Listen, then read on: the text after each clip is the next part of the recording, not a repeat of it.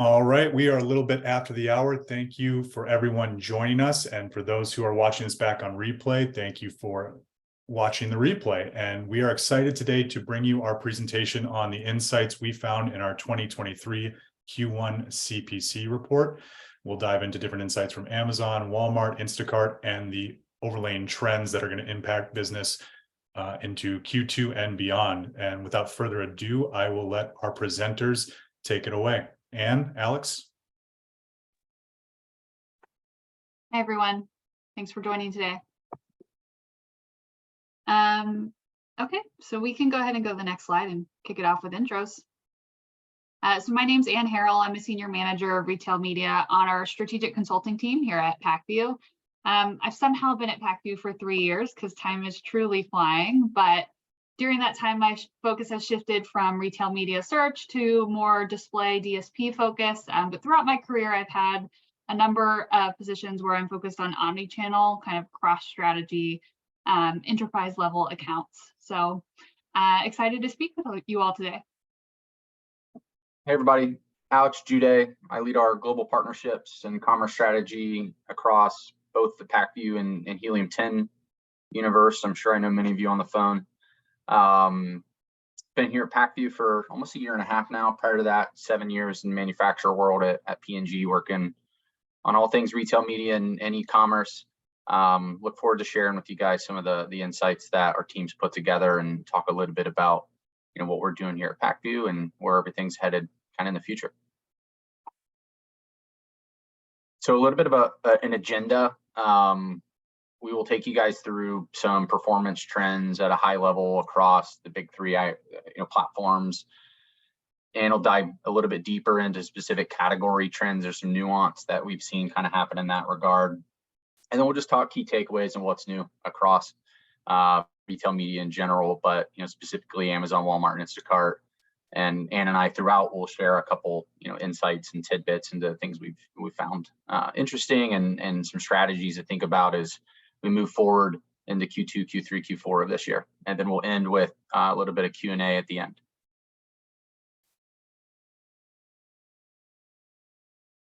So before we hop in, a brief intro. You can go to the next one, Jared. A brief intro to PacView. Most of you know who we are. You probably work with us today, but some of you may not.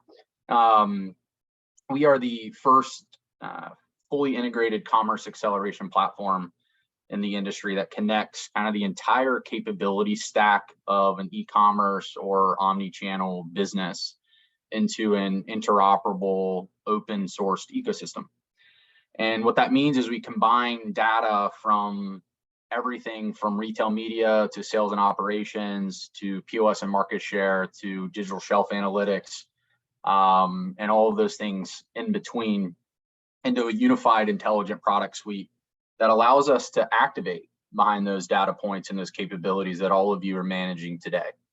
And that presents us with an opportunity to start to drive some results and some efficiencies by linking all of these capabilities and these data sets together, which in turn then help you guys deliver your business objectives and deliverable. And so we're hard at work and building this out. We're global. Most retail media platforms around the world we're connected to, all of the marketplaces like Criteo, Citrus, etc. And we are building this ecosystem as fast as we can, either ourselves via M&A or via partnerships, which is why I have a job. And so we're excited to kind of continue to do this and help you guys deliver business results that you need to. Perfect. So let's get into the performance trends in Q1. So we're going to start at a high level and just talk, in general, what we saw across the ecosystem of Amazon, Walmart, and Instacart. This first slide is going to be quarter over quarter. So keep in mind, this is holiday versus Q1, obvious nuance and considerations to consider in that regard. But as a whole, we saw some really common themes. CPCs declined across the board, as you would imagine. It was a less competitive point in time versus the holiday season that everybody wins on. Daily spend obviously was down. And then there was a little bit of nuance in terms of underlying performance of click-through rate and ROAS. Some of the things that kind of stick out to me is Amazon had, a relatively significant tailwind with CPC reduction for brands, but however, that was unfortunately offset by, lessening conversion and average order volume. So while we had a tailwind from a cost perspective, ultimately from a conversion and a basket perspective, that led to ROAS declining in totality. From an Instacart perspective, things continue to perform really well at Instacart for brands, and they've released some very exciting targeting capabilities in the last 3 to 6 months that continue to perform really, really well. And you see that across, frankly, every core metric. Costs are down, conversions are up, the ability to be intentional with mix has gotten better and sharper. So then average order volume is also increased. And so it's been a really strong platform for brands to invest in. And I think we're just getting started. We've been working extremely closely with the Instacart team. There's some new capabilities that are public that come out in the next month or two with display and video APIs. And so that will only continue to add a little bit of tailwind to this Instacart performance that we frankly have seen several quarters or years in a row transparently. So a couple of interesting things that I saw, Claire, and Claire's on my mind. I was talking to her right before we got on here. And anything from your end? Yeah. I think the really interesting thing here, and you kind of touched on this, but comparing Q4 to Q1 is like comparing an apple to an orange. They're really different periods of the year. Most advertisers have their peak season in Q4, and Q1 is a little bit quieter. That's obviously different depending on the category, which we'll touch on here in a second. But I think what you see with Instacart is actually what we typically would expect to see kind of across all of the retailers, specifically the only about 1.7% reduction in CPCs for Amazon sponsored product really stands out to me.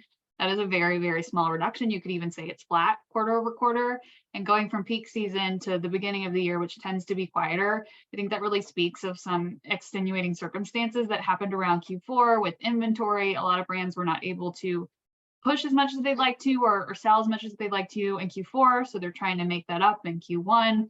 Which ultimately meant that it was a little bit more competitive, a little bit more costly, efficiency went down, and they're doing all of this in a time when buying behavior tends to slow. So I think that really kind of speaks to those differing circumstances between the retailers overall. But normally you'd expect to see CPCs go down pretty significantly and efficiency improve, given the fact that Q4 is way more competitive.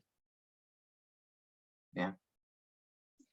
Great. You want to go to the next one, Jared, year over year? So from a year-over-year perspective, again, now we're a bit more apples to apples in terms of comparing, Q1 versus Q1 of 22. In general, there's again some really common themes that you can see on the screen from a performance perspective, and there's obviously some significant outliers. You look at Walmart, for instance, right away. I think that's one of the the calls I would make. They were still riding this really significant tailwind of Walmart's movement to a second price auction, right? And we'll continue to have that tailwind until we get towards the end of this quarter. They officially switched, in June of 22. And so we've still got April and May that will continue to have that year over year tailwind. So these numbers look vastly different, and it's largely driven by that change. So just an important consideration in that regard. And then the second thing is, there's still a lot of uncertainty in the market in general. There's macroeconomic considerations that all of us are well aware of. And with that, brands have tightened budgets to some extent. Hasn't been anything significant, frankly. However, what we have seen is them get a lot more intentional in protecting the core of their advertising. And so I think that's why you see the discrepancy of sponsored product or sponsored brand in terms of daily spend. People have been very intentional in making sure that they're winning where they know delivers results for them, and they feel really good about what they're doing in that space. They've played there, they understand what it means for their business. And so I think you've seen brands kind of walk back a little bit from some of the ancillary placements, some of the test and learn budgets that used to be out there, have been kind of reallocated towards kind of those core areas, which frankly presents an opportunity in many regards. And it's why having a capability similar to a pack view can really be a competitive advantage, where you can kind of dynamically move things around and reallocate based on live performance feeds across all asset types.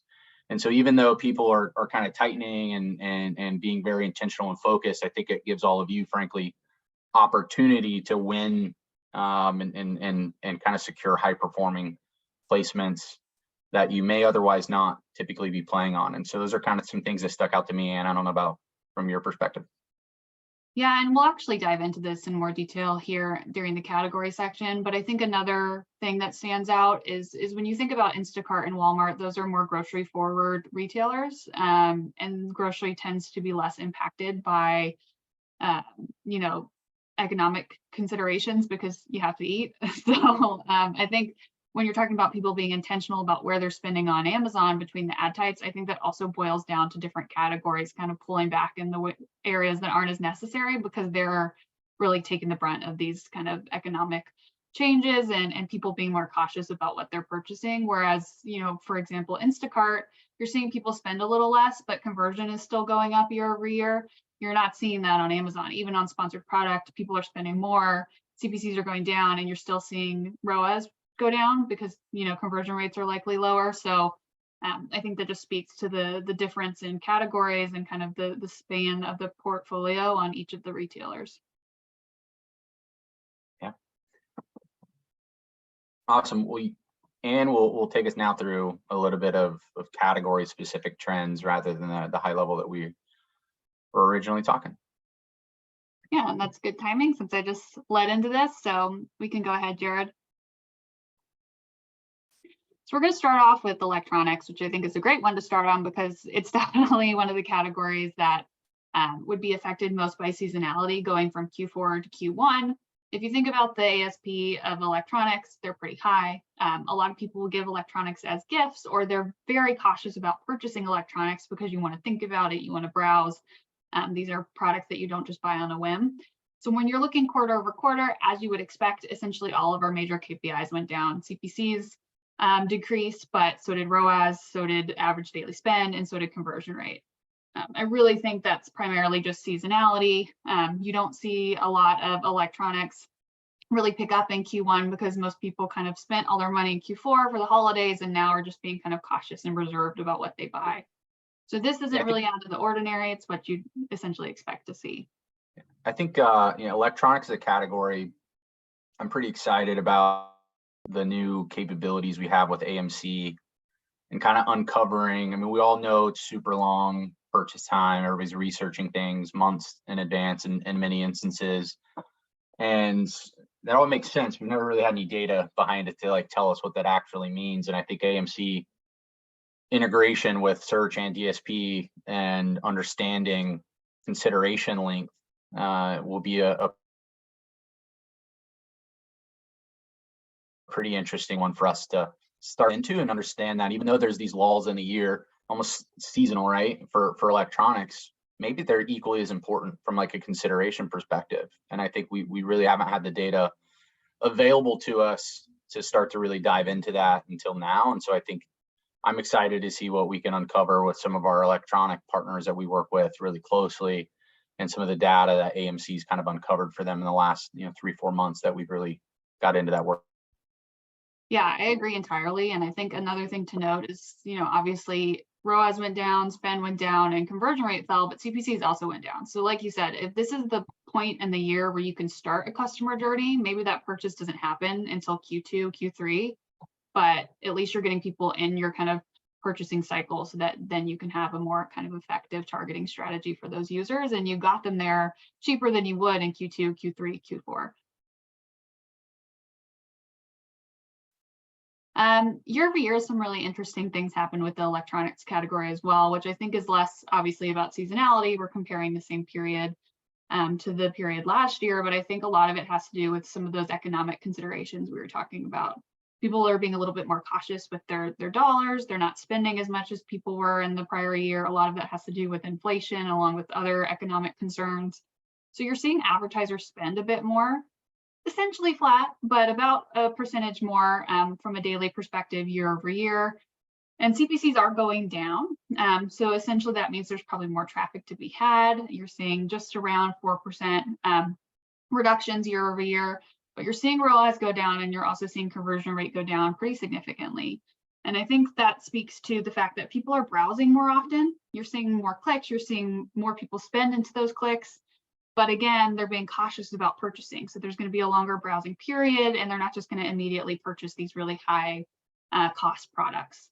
So I think that's what we're seeing here. I think we'll probably continue to see that throughout the year in a lesser degree. You know, I think the end of Q1 was totally different than the beginning of Q1, January versus March. You saw buying behavior pick up a little bit in March, but for electronics specifically, I'd expect to see, you know, the tailwind of this throughout the remainder of 2023. Great. So now flipping over to grocery, which is a completely different category, right? Because like I said earlier, you have to eat. So grocery saw some really interesting quarter-over-quarter trends. CPCs did fall, which is what you'd expect going from Q4 to Q1. ROAS did increase, again, something you'd expect across most categories quarter over quarter, but people did actually spend a little bit more quarter over quarter. Not a huge amount, about 1-2%, but that's still notable given the fact that Q4 is a hosting season. People are typically, you know, buying more groceries. They have more people to feed. And you did see conversion rate go up quarter over quarter as well. So I think some of this obviously speaks to seasonality, but I think also some of it is going to be more retailer specific. Again, I talked about those grocery forward retailers like Instacart and Walmart. You're seeing a lot of growth there. And so I think with that, the grocery category will just kind of grow naturally. Alex, I see you nodding your head. Do you have something to add to that? No, I agree, and I think, you know, some of the most exciting innovation, frankly, from a capability and technology perspective, is happening in some of these grocery forward platforms, which leads us, you know, to have the ability to drive better results, especially in categories like grocery and food, and some of the other ones we'll talk that are so heavily penetrated in these like omni-channel environments versus, you know, traditional e-commerce only type platforms. Definitely.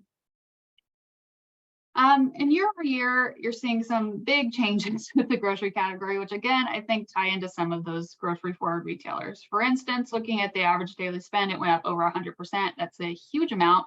I think that's because more people are spending into platforms like Instacart than they were in previous years, right? And so that is primarily grocery and grocery adjacent categories. You're seeing CPCs go down as well. And I think because people are diversifying across a broad range of retail media, as opposed to kind of focusing in those more costly areas. ROAS did go down slightly, but I'd like to put this in perspective, right? If you're spending 100% more and you see less than 2% decline in efficiency, I would say that's a win. So this is essentially flat. The one area that is a little different and notable is the conversion rate drop. So that's over 6%. But again, if you're diversifying your strategy, you're growing across all of these platforms and you're spending more, getting more traffic, not all of that is going to be relevant, but a lot of it will be. So you kind of have to throw out a wider net and you'll catch some good fish and some you'll have to throw back, right? Horrible metaphor, apologies for that. So overall, I think that we're seeing a lot of change with the grocery category, both quarter over quarter, but more importantly, year over year, because of that diversification of retailers that people are advertising on and just kind of the growth across all of retail media, as opposed to being siloed in one place. Alex, anything to add there? No. Great. You don't want to add a horrible metaphor too? I'm gonna let yours stand. Oh, great, great. Beauty and personal care is one of those really interesting categories. I call it grocery adjacent, right? It's an area that you kind of do have to spend into.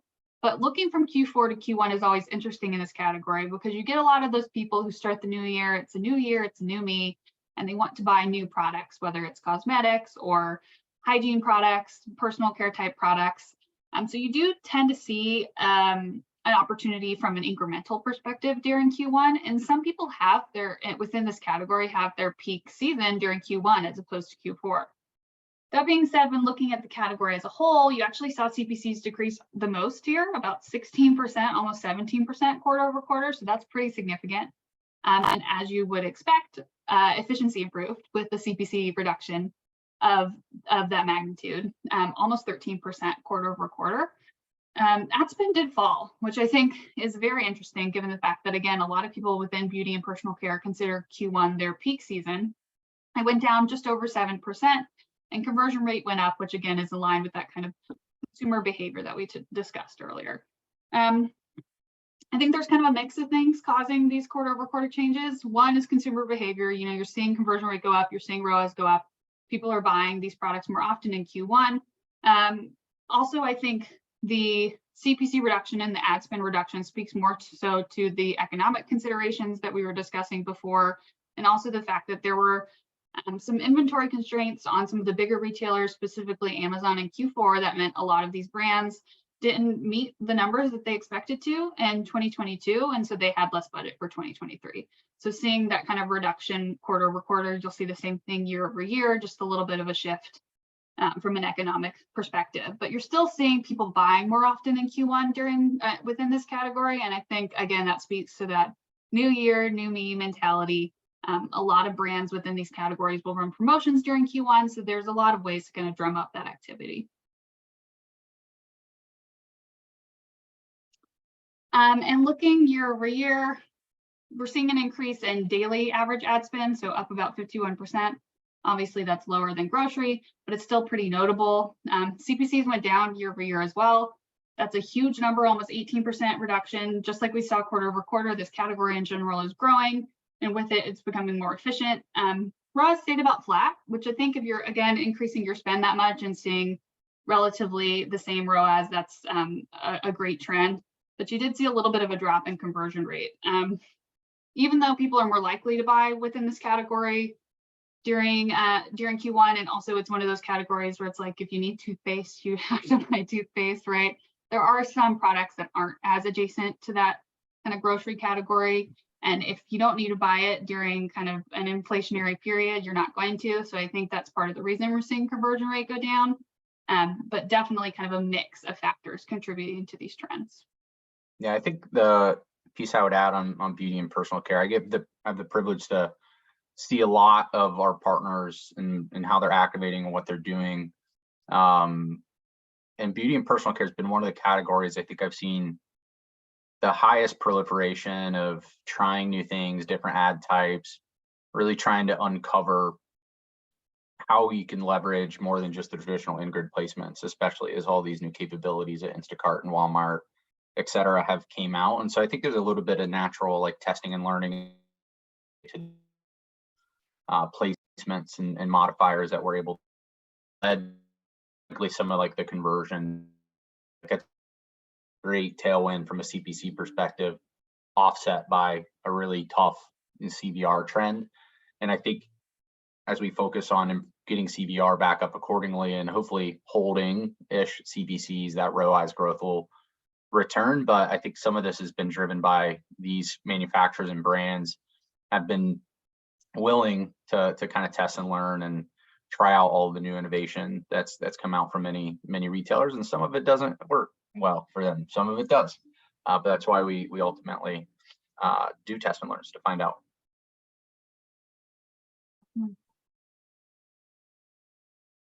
Great. And pet supplies is another one of those areas that is somewhat unique. You have to feed your pet just like you have to feed yourself. So it's going to have less of that kind of economic impact. But you do see that often in Q1, pet supplies will grow. And that's because a lot of people get new puppies, new cats, goldfish over the holiday season for their kids or their family. And so you have a new pet and there's an incremental opportunity.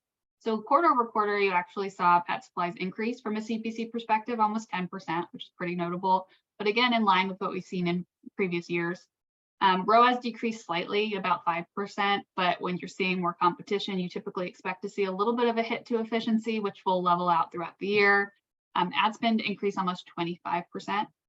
This, I think, has to do with the seasonality, right, that we were talking about before, but also I mentioned some inventory issues. I know for a fact that pet supplies was one of the categories that was hit pretty hard by this on Amazon. So a lot of advertisers had leftover ad spend from Q4, which is very rare that they could push into Q1. So I think that's part of the reason we're seeing one of the largest increases from a quarter over quarter perspective within this category. Conversion rate fell just slightly, just under 4%. Looking quarter over quarter, again, if you spend a little bit more, you're casting a wider net, you're most likely going to see a little bit of a reduction in conversion rate. If it was larger than this, I'd say that there are other indicators of why this was happening, but I think mostly just because people were spending significantly more, trying to kind of make up for the downturn that they saw during Q4 and the inventory issues they were having overall. It's also like pets is so penetrated online as well, right? It's like a lot of categories who aren't as penetrated have a little bit of a natural tailwind all the time of like capturing conversions that are brand new to shopping that type of category or that product online in many areas. And pet has been one with baby care, some like, healthcare products that, have led the industry from a penetration standpoint for a long time. Pre-COVID, that was extremely developed online. And so I think you just have an ultra competitive category that doesn't have some of the natural tailwinds from an omni and e-com perspective as some other ones do. And so I think it's one that's a bit more challenging to find success on. And you've got to be really sharp and really good. You've got to have a capability that allows you to do so. So it's an interesting category, similar to, like I said, baby care and electronics that have been so penetrated and developed for some time. Yes, highly competitive. It is the area where we saw the largest CPC increases to quarter over quarter. I think people are starting to be really granular with their strategies in pet food. A lot of pet owners are diversifying how they purchase the food for their pet. It's not just all kibble anymore. You have raw kibble, you have wet food, you have fresh food. So people are trying to be a little bit more specific there.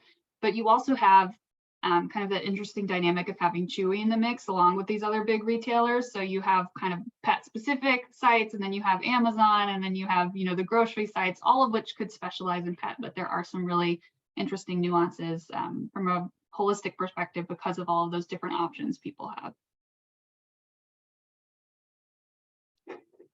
And year over year, we're seeing some similar trends that we saw with some of the kind of other grocery adjacent categories. Huge increase in daily average spend, about 67, almost 68%. CPCs actually remain relatively flat year over year, which I think is a good sign given the fact that you're spending so much more.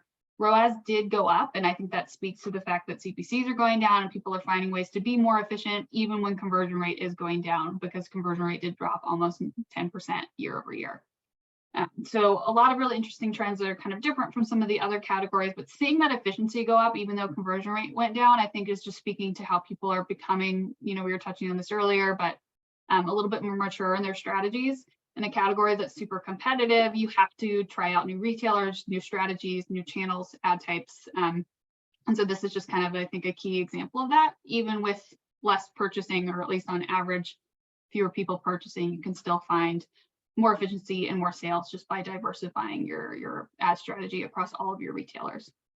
Yeah, I think the nuance this trend kind of uncovers of, if I just blanket told you that CPCs were essentially flat and CVR was down almost double digits, you would guess 99 out of 100 times that your return was significantly less. And in reality, we were able to offset that via intentionality and mix. And I think that what that really helps us understand is the industry is very, very anti-ROAS right now, rightfully, and we'll have a whole nother webinar to talk about that. Everyone still focuses predominantly on ROAS or return or restated ROAS, whatever it may be. And I think, what's important to understand that is ROAS itself isn't an actual metric. It's an output of 4 underlying metrics. You have cost and you have conversion. Cost you can decouple into clicks times CPCs, and conversion you can decouple into conversion rate and basket value. And it's easy to kind of lose sight in the power of conversion and basket value and what that actually means to a return. In many instances, if you can figure out how to drive significantly better basket or increase your conversion rate a couple points, you typically can actually spend, from a CPC perspective, 10, 20, 30% more and still hold relative return. And so I like that this kind of uncovers that a little bit of really, really hard headwind to battle from a conversion rate perspective, but we were able to offset that with some intentionality and mix, and what we were able to influence consumers to buy and still drive them the return that the brand, was really looking for. Yeah, definitely. I know from personal experience, a lot of the brands that we work with within this category, there's conversations about what bag size do we sell? What's an introductory product? Do we do bundles? And that's, across all of the retailers. How can we look at things more cohesively across our retailers? If we get someone to purchase here and then they move to this retailer, how do we get them to continue to purchase there? So I think that kind of ties into what you're discussing, just being really creative with your mix, your strategy, and ultimately you can still see good results even in a less than ideal kind of seasonality period. Great. So just a couple of key takeaways. One big one, and we talked about this a lot, obviously there's a little bit of a shift from an economic perspective. People are just being a little bit more cautious with their finances due to inflation and a number of other considerations. So ultimately people are taking longer to purchase or not purchasing those bigger products. And so you're seeing that take effect in different categories. Obviously, post-holiday is a big one. People tend to spend a lot during Q4 to prep for the holidays, to prep for hosting and gift giving. And so you see for some categories, kind of shopping slow during Q1, and that's just expected. And then there's some retailer specific ones that we talked about during Alex's section earlier, as well as, throughout the category section, but you're seeing a lot of engagement increase on Amazon. So click-through rate is going up. People are spending more, but you're not seeing that kind of have an immediate effect in conversions. I think that has a lot to do with the kind of first bullet here about the economic shift. People are taking longer to purchase things. They're clicking through a lot of different products. They're browsing, they're doing their research. So I think that's really why you're seeing that, along with some other kind of category specific considerations. Walmart's growth, a lot of that has to do with their change in algorithm.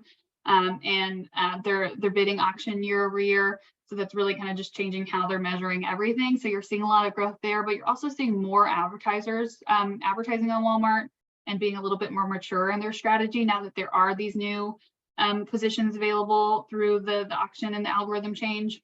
So I think it's kind of a mixed bag why we're seeing that. And then next is Instacart's efficiency growth. Again, I think people are just being a little bit more mature with their strategy on Instacart. They're growing. They're using new ad types, they're expanding their strategy, and in so doing, they're able to find more efficiencies on the platform. Great. So now we're going to talk about what's new on all these platforms, what's upcoming, and we'll start with Amazon. So Amazon has a lot going on pretty much always, but here are three of some of the more recent ones. One big one is the European expansion acceleration program. So basically what this is going to do is if you're already advertising in one of these 9 European markets, you're essentially able to automatically expand to all of the other markets or select which ones you'd like to sell within. So this is going to make it really easy for people to expand. If you're selling in the UK and you feel like you've kind of hit a shelf, you're not getting a lot of incremental sales, you can quite literally automatically start to expand into these other 9 European markets. So this is going to have a really big impact for anyone who's already advertising in the EU or UK, but I think it will also encourage a lot of people who are in North American markets who've been considering moving to a European market to do so, because now it's easier than ever to expand once you're there.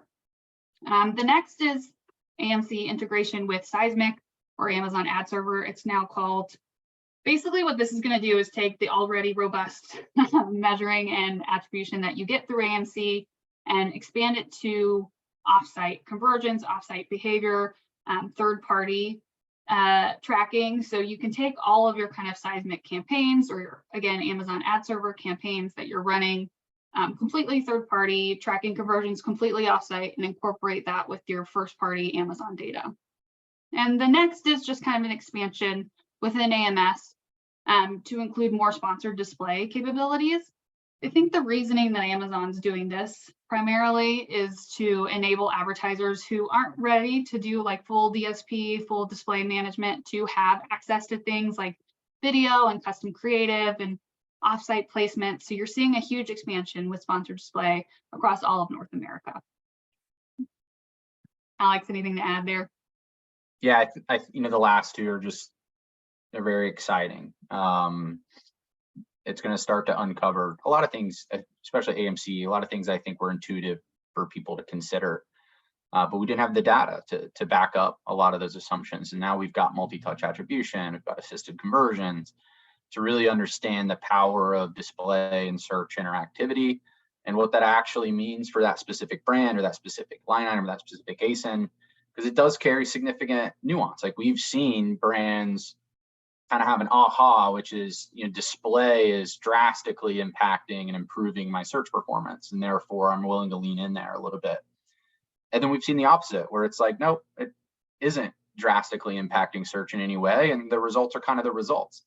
And so it's an exciting, uncovering of data and insights that we can start to activate behind. And we're just scratching the surface. AMC is a wild place, and we are hard at work in writing new queries and making it easier for people to leverage that data, and more importantly, integrating that into bidding decisions and bidding logic. It's phenomenal. I think we're just at the surface of it, and we'll see benefits of this over the next 1, 2, 3 years. And then marketing stream is just exciting, right? It starts to unlock the granular level of data that's necessary to get just that extra inch of performance, that extra inch of efficiency. Amazon's so developed and so penetrated from a retail media perspective that now it's about just finding that next foothold to continue to improve performance, find a leg up, build competitive advantage. And I think as you consider, using an advertising technology partner or not, some of the things you need to think about are, am I going to have success if my competitor has access to something like AMC or Amazon marketing stream data in a bidding environment 3 or 6 months before I do? That is a significant competitive advantage to have. And so it's really exciting data. We've seen some phenomenal results across both of these.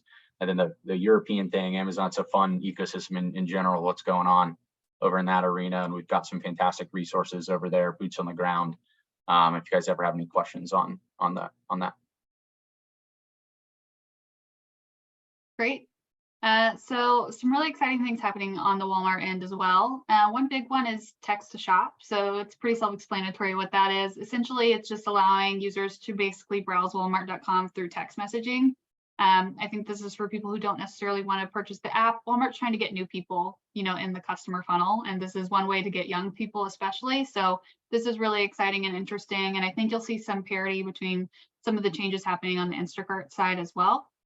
The next is the display action is changing for Walmart. So they're making this more dynamic and flexible. Think, dynamic CPMs on the Amazon side of things. This is across their entire self-service display portal. So essentially, this is just going to make it more efficient to run display on Walmart, which is going to get more advertisers to utilize display on Walmart. So it's definitely the right move.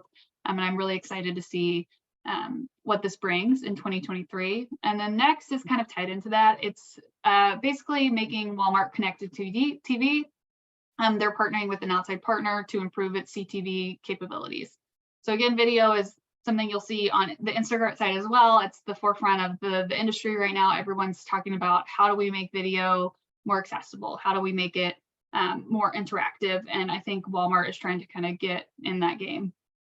Yeah, definitely. And there's so many cool things coming down the pipe with Walmart as well. I mean, I feel like I talk to Walmart partnership team and product team almost every single week. And I feel like every time we're on the phone, there's a conversation on, hey, this is what we're doing. This is coming. What's your opinion? This is how we're thinking about it. Do we need to think about it a little bit differently? This capability is coming in, 2 months, 3 months, 4 months, whatever it may be. And there's some really, really exciting things that team's been hard at work at that are coming very soon to the ecosystem. And so Walmart's been great. And obviously their move to second price was fantastic for a lot of brands and drove significant performance improvement. And some of the capabilities that are coming down the pipe from the team at Walmart is really, really strong and exciting. It's a platform people can be today, but should be even more excited about with kind of what the team over there has been working on and developing, and will bring to all of us here soon. Great. And I mentioned that there was some parity between some of the changes you're seeing on the Walmart side and the Instacart side. This first one is really exciting. I'm sure we'll see a ton more stuff about ChatGPT in the remainder of the year. But basically, Instacart has a plugin now where it takes recipes and then turns them into a basket. So say you're looking up how to make chicken piccata, or you're talking about how to make chicken piccata, ChatGPT will take the recipe and put it in your Instacart cart. So it's a great way for those of us who don't want to have to think about it, to, have a cart built for you. And this is kind of similar, I think, to the text to shop functionality with Walmart. It's just a means to get new people in the funnel, get people who don't necessarily want to do the work, but do want to buy the products to be able to do so pretty quickly and easily. And the next also has a lot of parity with what we were just talking about, right? Shoppable video. So this is kind of the next step in video advertising. It's not just video as an awareness tactic, but it's video in a way that's actually engageable and also can lead to conversions pretty much immediately. So essentially you're being shown a video and then you'll have either a link or some QR code that allows you to immediately purchase the products that you're seeing in these videos. So I think we'll continue to see this not just on Instacart, but really across all of the retail platforms that offer video advertising. And I think this is really exciting because it will get more advertisers willing to utilize video who are kind of worried about it being kind of a black box and efficient tactic. And the next is really interesting. Instacart Health is essentially, Instacart is partnering with outside organizations like hospitals and doctors and health organizations to build a way to have a food as medicine kind of program for people. So essentially they'll group products together that are kind of health related and allow people to purchase them through these organizations or on their own. So really exciting. I think it's completely different from what we're seeing with a lot of the other retailers and advertisers. And I think, again, it kind of speaks to Instacart being that kind of grocery forward platform. Yeah, just again, kind of echoing what I just talked about with Walmart, some really, really exciting capabilities and features coming soon to Instacart. There's publicly available information on the display and video API capabilities that will be out very shortly. And we've been working really closely with the team at Instacart on those the last several months. And I think that there'll be just another feather, another arrow in the quiver for brands to use at Instacart. And I think you're right with video. The trend started with SPV on Amazon, and like they were phenomenal from like a performance perspective. Most brands, and I mean, obviously not everybody, but for most brands, like sponsor brand video ad placements worked really, really well. And I think it's, the engagement you can get with a consumer in that brief 10 seconds, 15 seconds is so much different than a static image that you have on a PDP page, or maybe even a quality display ad at the top or in a banner, wherever it may be. And I think video is just going to continue to be a powerful asset, and I think you're going to see all platforms figure out a way to do that as well, because obviously it leads to incremental spend in many instances because the performance is better. So some really cool things happening with Instacart. The product team over there is very innovative, and they are running as fast as humanly possible to not get to parity. Their objective is to be the most advanced ad platform in the country, and so it's exciting to watch that team work and to work so closely with them, and then in turn help you guys from a brand and manufacturer perspective deliver good results. Great. Awesome. So to wrap it up, we got this last slide, and then I think we'll open up. I think we've got a couple of Q&As that have kind of trickled through as we went. 3 strategies for success. I'm actually give you 3 different. You can read the slide. I'm going to go off the wall and give you my own. I think the first thing is it's number one, it's just such a fun time to be in this space.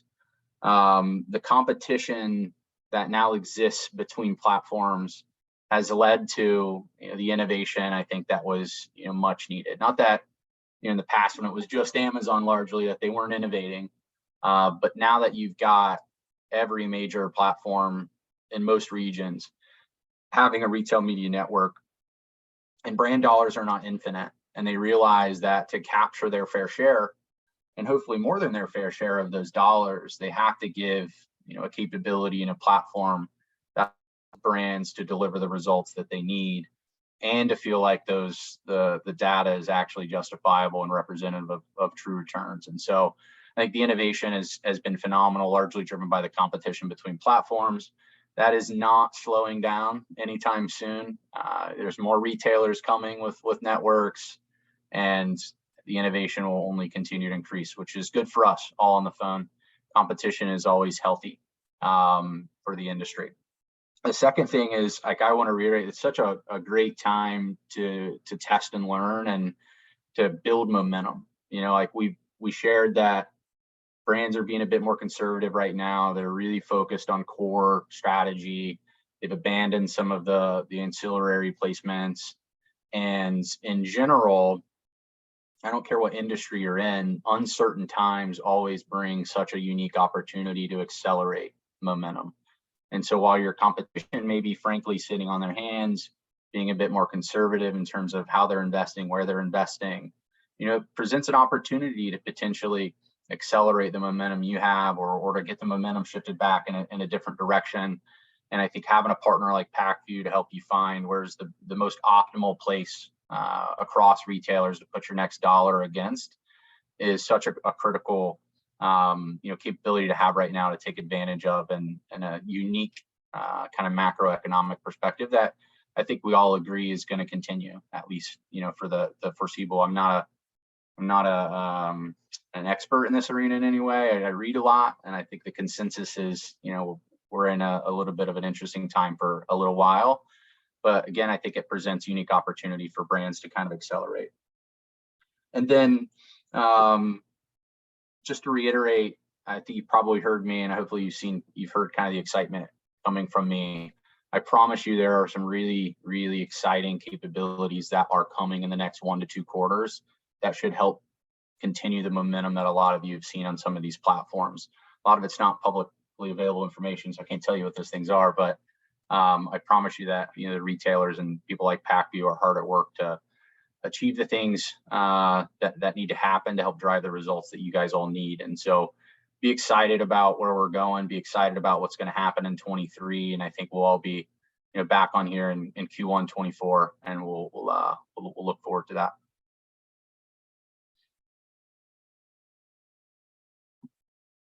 Great. And anything from you? I think just kind of as a tie into what you said, just don't stay still. The industry's changing. There's always new ways to measure. There's always new platforms and ad types to utilize. And if you don't utilize them, your competition will. So expand whenever possible, report and look at things differently than you have in the past. Constantly be testing and learning. Use multi-touch attribution, use platforms like PackView to help you run all of these tests and to manage your platforms, and never look at anything in a silo. So that's just a quick kind of tie in to what we saw on the last slide, and also what you were speaking to, Alex. Yeah, definitely. Great. It seems like we have a couple of questions. So the first question was, is this just Amazon data, or does it include Walmart and Instacart? It does include Walmart and Instacart. I think you were referring to the category section, so that was comprehensive across the 3. Next is the change in ad spend a good proxy for the overall performance, for example, sales of a particular category? No, spend and sales unfortunately are not always related, at least not in a 1-to-1 ratio. So often you'll actually see people, once you start to spend more, your sales will increase, but not at the same kind of arc that you see on the spend level. And that's, again, just because you're casting a wider net.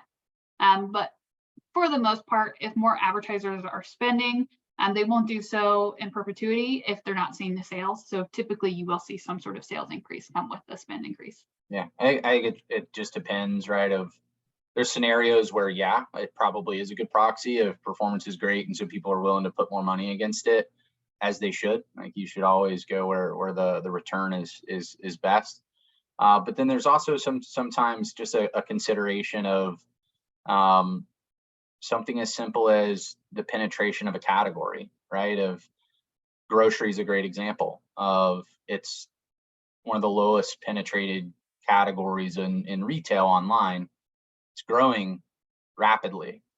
And because of that, it started to enter into the arena of being big enough and being important enough that you have to play, right? And so, especially if you're a large manufacturer, that's selling everywhere, one of your main objectives every year is market share. Well, market share is purely, did you grow faster than the category? If you grew faster than the category, then you grew market share. Well, if traditional brick and mortar is only growing 1 or 2%, and e-commerce, even though it may only be 8 to 10% of the business, 40 or 50%, you're not winning on e-commerce. The math just doesn't math to grow share in most instances. And sometimes you're a little bit kind of forced to play where the consumer's going. And so while that may mean you need to spend more. The return could theoretically not also be there. And so it kind of just depends. But, you know, I would hope that people are continuing to put money where performance is best. So there's always going to be a little bit of correlation there, but some nuance always. Definitely. Paul said we are in our PackView trial version. Do you have a quarter over quarter and year over year slide for the software category? It's a great question. I don't think we do. Alex, do you know? Yeah, let me take that back and see if we have it broken out all the way down to software, and see what we have. So maybe. Yeah, the next question was if we have a section for housewares or home decor. That's, I think, another thing we'll have to follow up on. Yep. And then the last question says, is it possible to Amazon only grocery category data? I think if I'm understanding correctly, we're asking if there is Amazon only grocery category data, which we definitely do have that. It's in the full CPC report. They have call outs by category and then within that by retailer. So if you dive in there, you should be able to get some insights. Yeah, or the only caveat I would have is there's still some opportunity from a reporting standpoint at Amazon to be able to address like the difference between fresh versus not, et cetera. And so like the reporting in the grocery space of Amazon will continue to get sharper as the capabilities and the API availability and some of those things continues to get better. And so good things to come there, but we definitely have at least, you know, a high level Amazon grocery data broken out. Any other questions?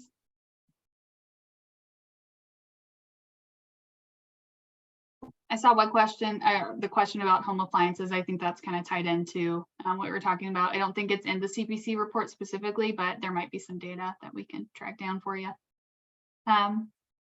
Okay, great. Well, if there are no other questions, just as a reminder, everyone will be sent the CPC report following this webinar, but it's also available via PackView's LinkedIn page. So feel free to check that out if for some reason you don't get it, or feel free to reach out to us or our sales team, all listed here, if you have any other questions or want to chat. Thanks, everyone.